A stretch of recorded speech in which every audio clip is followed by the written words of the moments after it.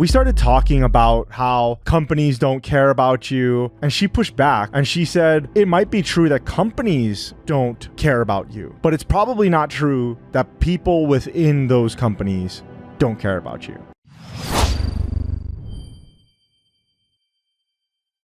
Aloha folks, and welcome back to Degree Free, where we teach you how to get hired without a college degree. We are your hosts, Ryan and Hannah Maruyama. It is great to have you back. Welcome back to the podcast. As always, folks, Ryan and I are stoked to have you with us today. Yes, we are very excited to have you today. This week is going to be a quicker episode. I just have a couple of things that I wanted to talk about this week, so let's just dive right into it. The first thing that I wanted to talk about, I was thinking about a series that we did a while back. It was called The Biggest Job Lies. We've went through 3 of the biggest job lies already, and I'll put links to those episodes in the show notes, degreefree.co/podcast, and you can find the links to the other 3 episodes. But I was thinking about other job lies that I've heard over my time working throughout my career. Didn't matter what industry, didn't matter what job. One of the things that I used to hate hearing, and I hate hearing, is we only want what's best for you. Yeah, that's right up there with we're a family here. Yeah, you've probably heard this before. You'll usually hear this when they're talking about something difficult to bring up. They'll usually say this, and whoever they is, it's your boss, usually your boss. You're either direct report boss, your supervisor, or your boss's boss. It's a way for them to blunt whatever it is that's coming out of their mouth next. We only want what's best for you, so we're going to let you go. Yep. It's always cushioning something you don't want to hear. Yeah, we only want what's best for you, so you're going to have to stay on longer so that you can learn your job better, whatever it is.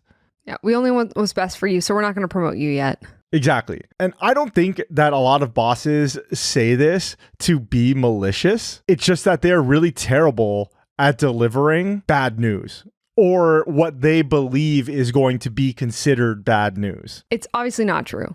It's not true. Yeah, they do not only want what's best for you. They're a company. It's their job to make money. That is their primary concern. Yes, the company does what's best for the company, and you do what's best for you. It's never more obvious than when you are negotiating for your salary.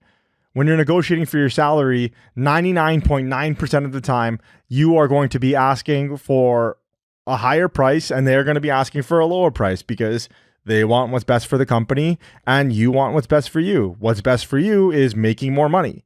What's best for them is getting you at a lower price. So it's made apparent there, and that translates throughout your entire career and throughout the entire company. Now, what I wanted to say here was something that I didn't think about until I spoke to Julia Pollack, the chief economist at ZipRecruiter. And I will link to that episode in the show notes as well, degreefree.co/podcast. And you can go back and listen to that episode.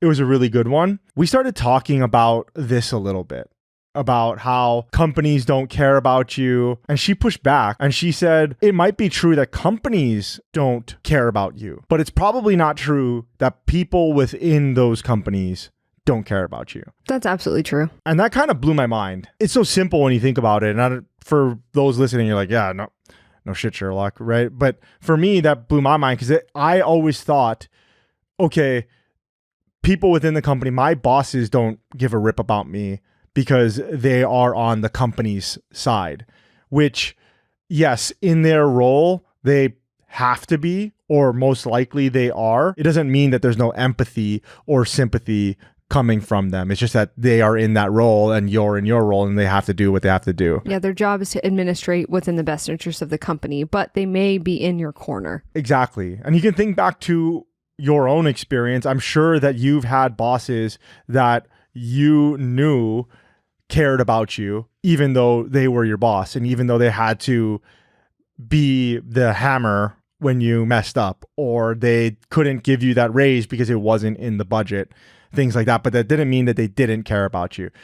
That being said, at the end of the day, the company has to do what's right for the company. They will not do what's best for you, because what's best for you is when it comes time to cut people, for you to not get cut. But the fact of the matter is, if they can't make payroll and they are struggling and you're in a position that needs to be cut, the highest likelihood is that you are going to be cut. And if they don't cut you, they're going to have to cut other people. Yeah, exactly. They're going to have to cut other people, or eventually they're just not going to be able to make payroll and they're just going to fold. Right. So either the company doesn't exist because they can't make their payroll, they can't pay their bills, or they get rid of a few people, and you might be one of those people. There's not much to know here other than when you hear that, just know that bad news is probably coming at the end of that sentence or the next sentence after that. So brace yourself and just know that you need to do what's best for you. So for example, if a company's trying to make you quit, and this does happen, it doesn't happen at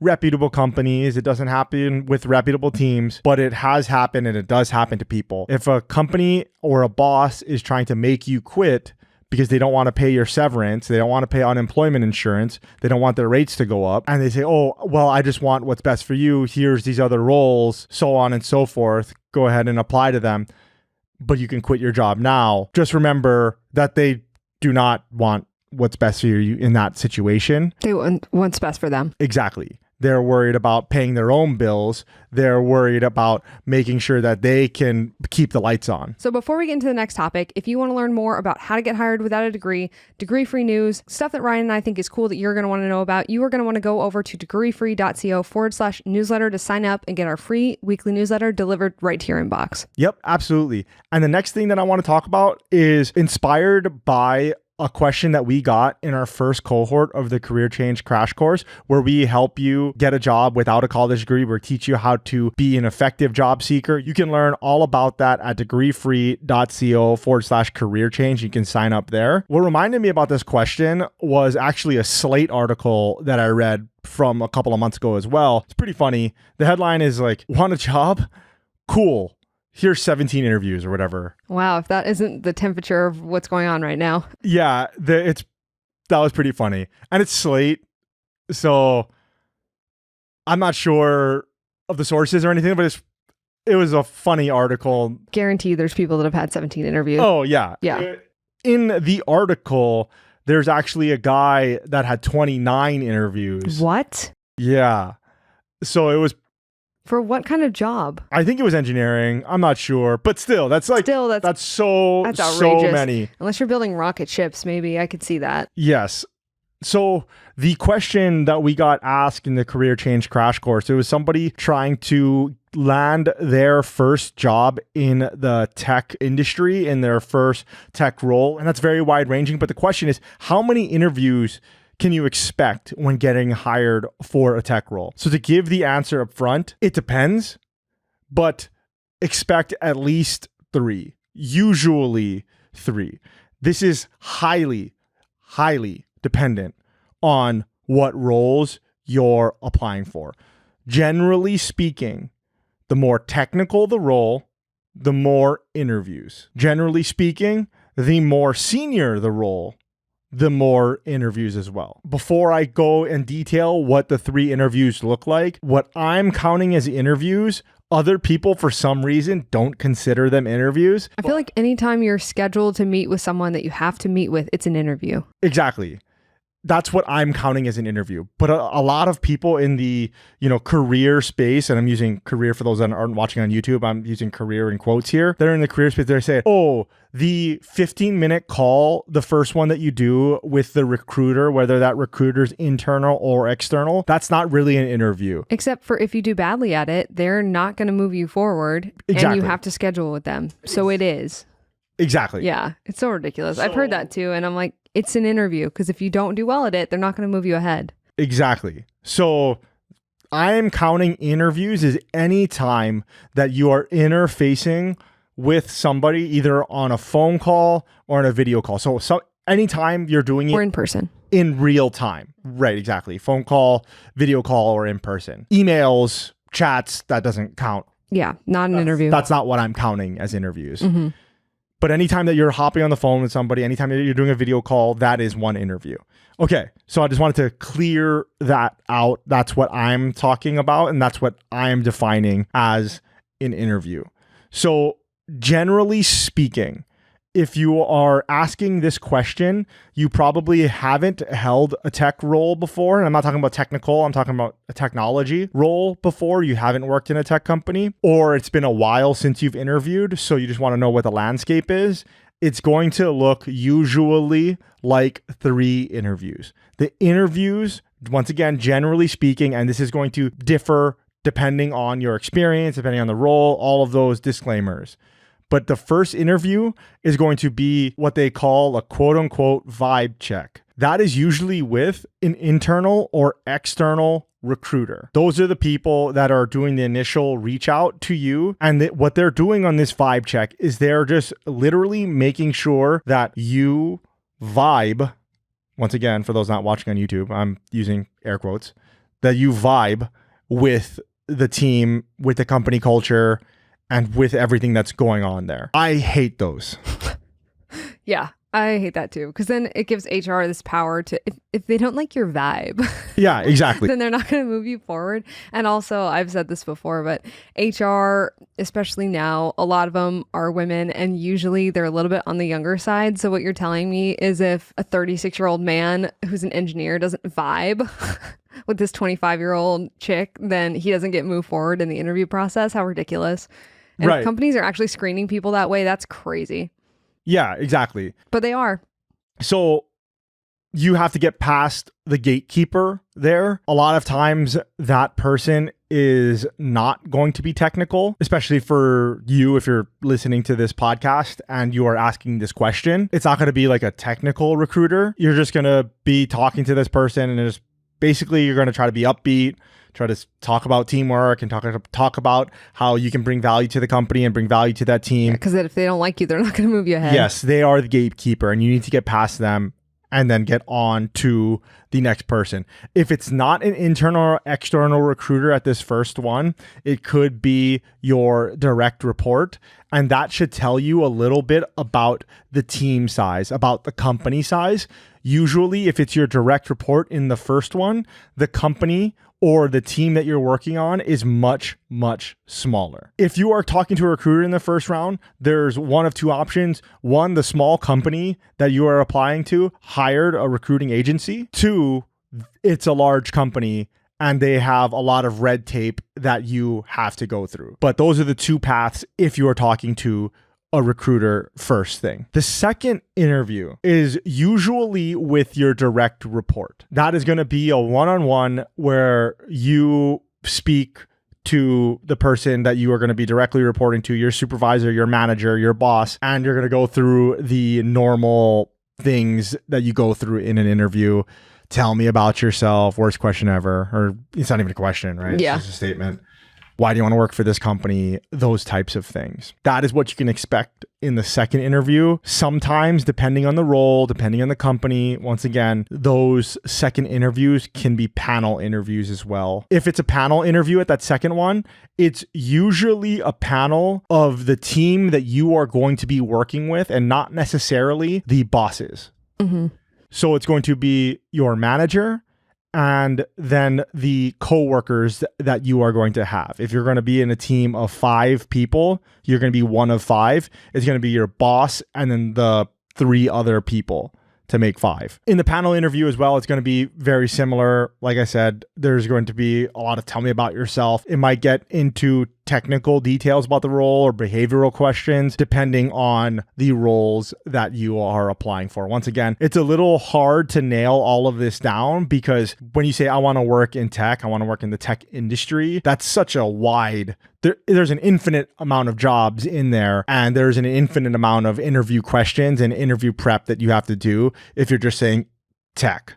But it gets a lot easier when you're saying customer success, engineering, marketing, so on and so forth. This whole segment is just to give you an idea if you've never applied for a tech role before. The third is going to be a panel interview. Usually at this point, the panel is going to be made up of your bosses. Your coworkers are now out of it, and you are talking to your direct report and then your direct report's report. So your boss's boss. And then maybe your boss's boss's boss or boss's boss adjacent. Sorry, that's getting confusing. But I know what you mean. But I think that's kind of clear. Yeah. So that is the third interview. If you're lucky, that is also the interview where you figure out whether or not you have the job, and you do a lot of your negotiations where they are saying, okay, I like you. You're the one. Let's talk numbers. Then you talk a little bit of numbers so that you figure out a range, and you can kind of hammer that down. I say kind of, because it might not be up to them completely. It might be a budget that HR has to deal with. And so an HR representative will call you later with your official offer. But because of their budgeting and their department, they can narrow down the range. So hopefully at the end of that interview, you get a really good idea that you have landed this job, or you're at least going to get an offer, a formal offer in writing. As we've talked about before, you should definitely get everything in writing, and formal offer is made. Okay, now that is a very, very high level view of how many interviews you can expect when getting hired for a tech role. But like I said, this changes wildly between companies and roles that you're applying for. For example, go back and listen to my conversation with Drake Porter, who is a senior product manager at Meta. It's episode 63. And I know that off the top of my head because I've listened to that so many times. Yeah, you and I both have. It's a great episode. Yes. And I'm hoping to get him back on the podcast. So if you want to hear from Drake again, if you have any questions that you'd like answered from Drake, drop your questions in the comments, go to YouTube and let us know what you'd like to know from Drake. But he details the entire Meta interview process that he went through when he was getting hired. And he went through 8 interviews, I believe. Yeah, that's what he said. Granted, he did a redo of one of them, so I think it would have been 7, but still, 8 interviews. That's a lot of interviews, but also he's a senior product manager. So I'm not going to bore you with all the details of each interview. Just go back and listen to that episode. I'll put links in the show notes, degreefree.co/podcast. You can listen to all of it there. But they go through a lot of the thinking and the soft skills that a product manager needs, and they want to see your thought process. Like I said before, that Slate article inspired me to think back from a couple of months ago from the Career Change Crash Course, because there's a person that interviewed 29 times without knowing whether or not they got the job. It's just, that's so insane. You're employing that person at that point, but but for free. Exactly. And even if it's for a more technical role, like an engineer or even like a C-suite executive, I get that you have to like wine and dine them and you have to figure out who they are. So maybe for a C-suite executive, I can see it making more sense, but really that's a lot of time on both the candidate's part and the company's part. It's a lot of risk. I'm not talking about risk. I'm just talking about time. Yeah. If you've interfaced with somebody 29 times and you figure that it takes half an hour for each one or even 15 minutes, that's a lot of time. That's hours of time to figure out whether or not this candidate makes sense. Okay, I do want to address that it is really high leverage for companies to hire, because there are studies out there that show that new hires take about 6 months to become productive in their work environment. So for 6 months, the company is paying your salary at a loss of productivity. And at 6 months, you're fully trained and you know what's going on, usually. So it makes sense that they are trying to make sure you are the correct hire for this role. But 29 interviews is crazy. Honestly, 8 interviews is kind of a lot as well. Yeah, that's excessive to me. Yeah. The last thing that I wanted to talk about here is talking about smaller teams and smaller companies versus larger teams and larger companies. Once again, painting with broad strokes. The larger the company, the more interviews you'll have. Yeah, unless they have it really dialed in. Exactly. Because there's just more red tape. They're more established. They have established departments and established procedures to go through. And a lot of those procedures are made up because they want to have the interview process be as unbiased as possible, or at least that's what they say. I'm not making a value judgment on that, but that's what they say. So they have to go through 8 interviews before they hire you to make sure that it's unbiased and make sure that you are the correct candidate for it. Whereas a lot of smaller companies or smaller teams within larger companies, depending on how much leeway that smaller team gets or has, the interviews are going to be a lot less. Yeah. For my startup that I work for now, I had 1 call. Yes. And then an offer. Yes, exactly. So the interview process can also tell you a lot about the company as well. You can start to make inferences. If you don't already know whether or not this company is big or small and you're trying to piece it all together, if you only have 1 interview, you're probably working at a smaller company. If your first interview is with your direct report or it's with the founder of the company or something like that, somebody much higher than where you're going to be, small company, it's probably a smaller company. That just gives you a lot of context clues of the things that they care about, the things that you can talk about in your interview. This is getting a little bit in the weeds, and we go over all of these types of stuff in the Career Change Crash Course, where we can kind of take all these context clues and use them. So you can go to degreefree.co/career change to learn more about that. But generally speaking, if you see on your calendar invite that you are meeting with the CEO or the founder and you are applying for a mid-level role, okay, well then you might be this number 3 guy. You might be the number 4 person in the company. And so the things that you're going to talk about are going to be different on a smaller company than it is in a larger company, because in larger companies, your role might be just do this one thing. Boom, boom, boom, boom, boom all day. And you're bringing efficiency to that role. Whereas in smaller companies, you are going to be wearing more hats. Your job isn't as defined. You're constantly putting out fires. And so you can focus and talk about those types of things instead.